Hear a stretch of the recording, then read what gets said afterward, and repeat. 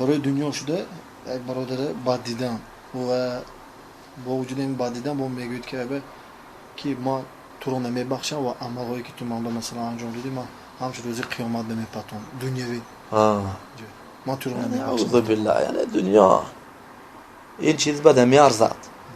دنیا این چیز به نمیارزد که پای دنیا تو یک کس بعد بینی یک کس چی دوست داری. ابن عباس رضی الله تعالی عنه چی میگوید که رضی الله تعالی عنه میگوید که من احب لله و ابغض لله و والا فی الله و عاد فی الله فانما تنال ولایة الله بذلك وإن كثرت صلاته وصومه فصارت أغلب مؤاخاة الناس في أمور الدنيا ولا يجدي ذلك لأصحابها شيئا. ابن عباس میگوید که کسی که میگوید برای الله دوست داشت، برای الله بد دید، برای الله دوست داشت، برای الله بد دید، برای الله دوستی کرد، برای الله دشمنی کرد، با همین چیز ولایتی به الله سبحانه و تعالی چی میشد؟ یعنی نزدیک میشد. به همین چیز به الله تعالی چی میشد؟ یعنی نزدیک میشد است. اگر همین چیز نباشد، این نماز روزش بسیار باشد که یعنی چی الله به نزدیک شده نمیتوان. لیکن میگوید امروز بسیار آدمای دوستی چیش برای دنیاش و این چیز هیچ وقت به یاردم نمیتیان.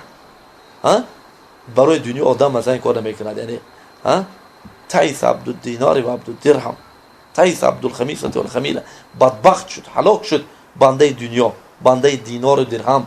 و رسول صلی الله علیه و سلم حدیث ابو هریره اند ترمذی اومده که میگوید که علیه الصلاه و السلام الدنیا ملعونه و ما فيها الا ذکر الله و ما والاه و عالما او متعلما. دنیای بالای دنیا دیگه چیز همش ملعون. چه تو برای ملعون شده مثلا چه بعد بعد میبینی. یعنی بخش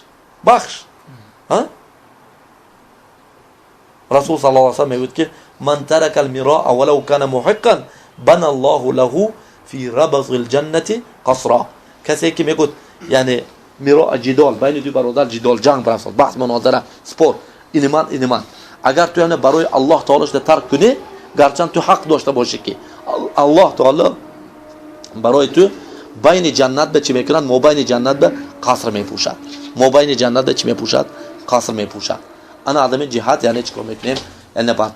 اما بخشیدن یعنی آدم باید که بخشد. آدم چیکار میکنه؟ یعنی برادرش باید که بخشد. برادرش چی میکنه؟ یعنی میبخشد.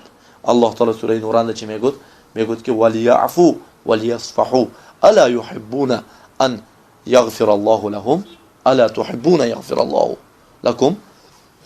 وليعفوا یعنی بخشید، مغفرت کنید یک دیگه. شما چی نمیخواهید که الله تعالی شما بخشد؟